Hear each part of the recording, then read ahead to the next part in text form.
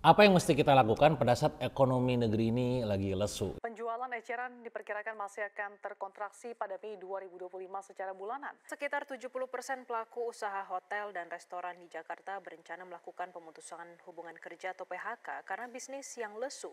Tentu di antara kawan-kawan semua sekarang mungkin sedang merasakan bagaimana kondisi ekonomi sedang tidak baik-baik saja. Inflasi meroket, ya daya beli juga turun, dan media selalu memberitakan tentang resesi. Dan ini menjadi imbas buat kita sebagai selaku pemain ataupun pelaku UMKM gitu ya. Akhirnya bisnis-bisnis yang kita jalankan itu kena impact-nya. Alhasil omset turun, ya bahkan beberapa di antara kita juga akhirnya juga pada tutup. Daya beli tadi turun, akhirnya pembeli juga dikit dan omset mengalami stagnasi dan juga kecenderungannya adalah menurun. Kita ada dalam kondisi yang tidak baik-baik saja. Pertanyaan adalah apa yang harus kita lakukan dalam kondisi gelap seperti ini agar bisnis kita ini bisa tetap survive, bahkan bisa terus tumbuh. Nah, maka dalam video kali ini saya ingin memberikan beberapa tips ataupun trik yang bisa Anda lakukan pada saat berjualan supaya bisa tetap laris manis walaupun kondisi ekonomi lagi lesu. Apa saja itu? Yang pertama kawan, pastikan jualannya menggunakan sistem personal assistant. Istilah lainnya adalah personalized at scale. Alhasil ketika orang lain ngechat, ketika orang lain dijualin gitu ya, itu ada kayak semacam hubungan intim tanda kutip gitu ya antara kita dan dia. Seolah-olah dia di customize. Seolah-olah kita promosi hanya kepada dia saja, bukan untuk one to all, tapi benar one on one. Nah, maka penting buat kita untuk menggunakan segala macam tools, platform untuk bisa melakukan itu. Alhasil di tahun 2025 kawan-kawan, konsumen makin pemilih bagaimana mereka benar-benar diperlakukan secara spesial. Seperti halnya punya asisten belanja sendiri. Karena makin kesini gitu ya, uang makin berharga buat mereka. Tidak semerta-merta uang yang dia keluarkan untuk kita, untuk jajan, untuk belanja, bisa benar-benar semudah itu seperti dulu ya, hajar gila-gilaan. Benar-benar sekarang mereka akan melihat brand mana yang benar-benar ngerti kondisi dan juga perasaan mereka. Bahkan sebuah riset dari McKinsey menunjukkan bahwa 80% konsumen lebih mungkin beli dari brand yang ngasih pengalaman personal dan brand yang jago personalisasi bisa ningkatin hingga pendapatan 5-15%. Kita perlu tahu persisnya mereka seperti apa. Kita harus tahu target marketnya seperti apa. Segmen pasarnya seperti apa. Bahkan di titik tertentu kita harus tahu namanya siapa, usianya berapa, tinggalnya di mana, mobilnya naik apa gitu kan. Bahkan habitnya dia beli pada saat kondisi seperti apa. Kalau dia beli makanan ataupun minuman favoritnya apa. Pada saat mereka datang gitu ya, sebagaimana saya waktu datang ke sebuah mall, ketika orang tahu bahwa hobi saya adalah beli kopi dengan jenis apa gitu, dia langsung tawarkan, "Kak, kopi ini," dan segala macam. Itu membuat akhirnya saya merasa bahwa ini tahu banget nih apa yang saya mau gitu. Nah, itu yang dimaksud dengan personalized. Jadi Anda harus tahu data mereka. Nah, maka untuk bisa melakukan ini, Anda perlu tahu nih audiensnya itu seperti apa. Penting punya database konsumen. Maka Anda juga gunakanlah yang namanya WhatsApp Business untuk melakukan pemetaan, menggunakan label-label yang ada gitu ya. Oh, ini adalah prospek, ini leads, ini adalah reseller, ini agent, ini adalah customer, ini baru buyer gitu ya. Bedanya buyer sama customer apa? Buyer baru satu kali beli, customer sudah repeat order gitu kan. Hal-hal seperti itu. Karena dengan hal demikian memudahkan kita untuk melakukan treatment. Apa yang mesti kita lakukan ke dia? Karena kita sudah tahu bahwa oh dia ternyata beli produknya itu 2 minggu yang lalu gitu ya.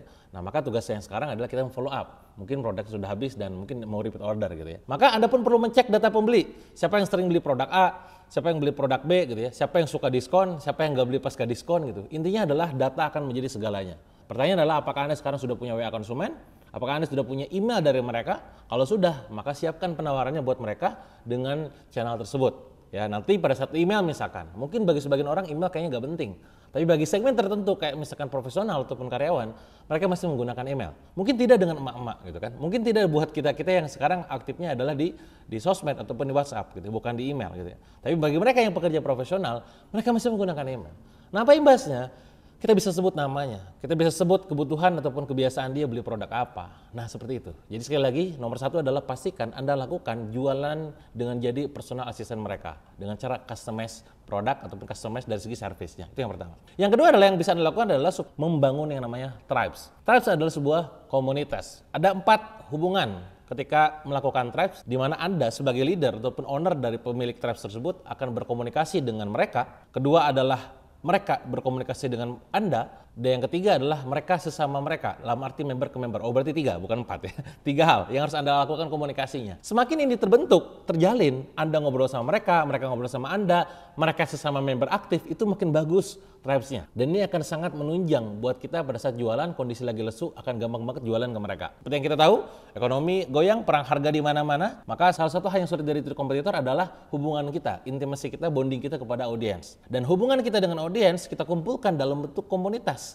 dalam bentuk tribes ataupun komunitas. Bukan cuma sekedar grup saja, tapi ini aset berharga. Ingat teman-teman semua, UUD ujung-ujungnya database. Dan maka penghuni tribes ini, penghuni grup di WA Anda misalkan katakanlah, ataupun di Telegram Anda, ataupun di Facebook Anda, atau di Discord Anda gitu ya. Mereka adalah orang-orang yang pernah beli produk ke Anda.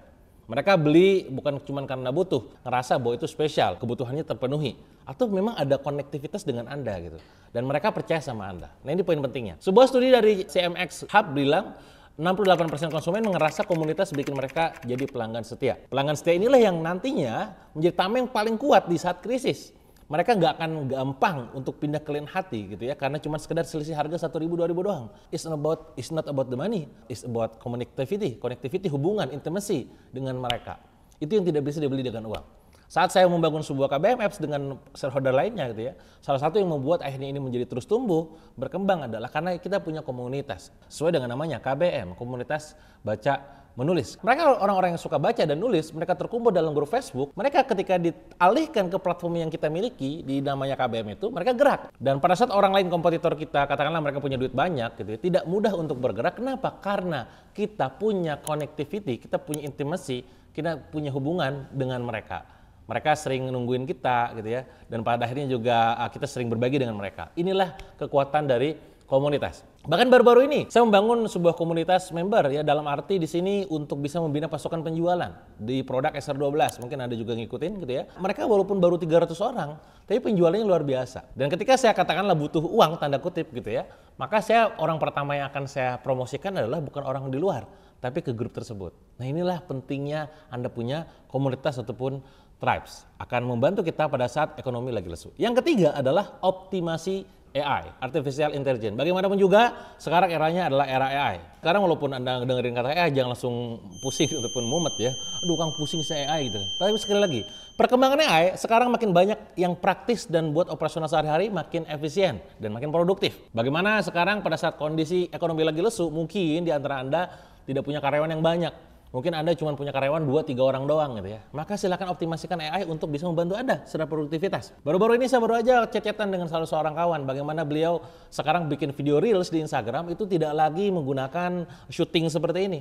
Dia hanya sekedar menggunakan skrip, yang skripnya pun dipakai AI, skripnya dimasukkan ke dalam AI yang lainnya gitu kan. Dan dia langsung bikin video ngomong kayak begini. Dan itu tidak ada perbedaan seperti yang asli. Seolah-olah bahwa seakan-akan gitu, orang yang nontonnya itu ini orang asli beneran gitu. Tapi itu adalah kekuatan AI.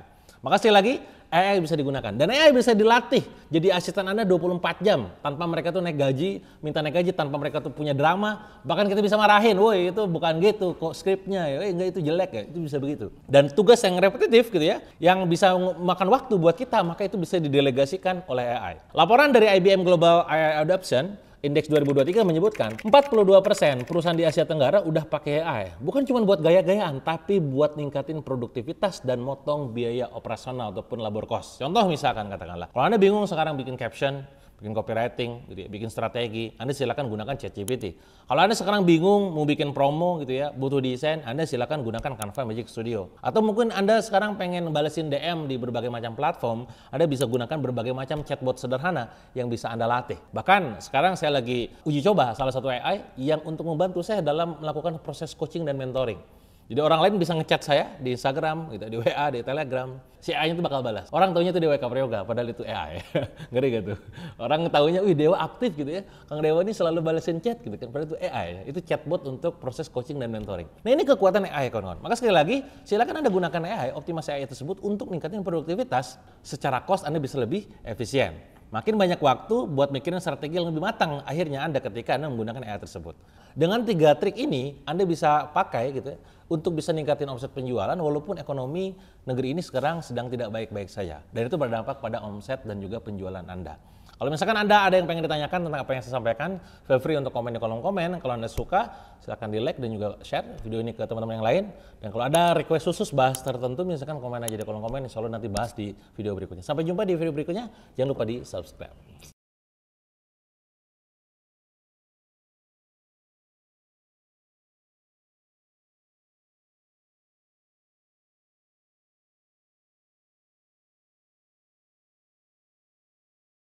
Dan ini akan sangat menunjang buat kita pada saat jualan, kondisi lagi lesu akan gampang banget jualan ke mereka. Seperti yang kita tahu, ekonomi goyang, perang harga di mana-mana, maka salah satu hal yang sulit dari kompetitor adalah hubungan kita, intimasi kita, bonding kita kepada audiens. Ingat teman-teman semua, UUD ujung-ujungnya database. Dan maka penghuni Tribes ini, penghuni grup di WA Anda misalkan katakanlah, ataupun di Telegram Anda, ataupun di Facebook Anda, atau di Discord Anda gitu ya, mereka adalah orang-orang yang pernah beli produk ke Anda.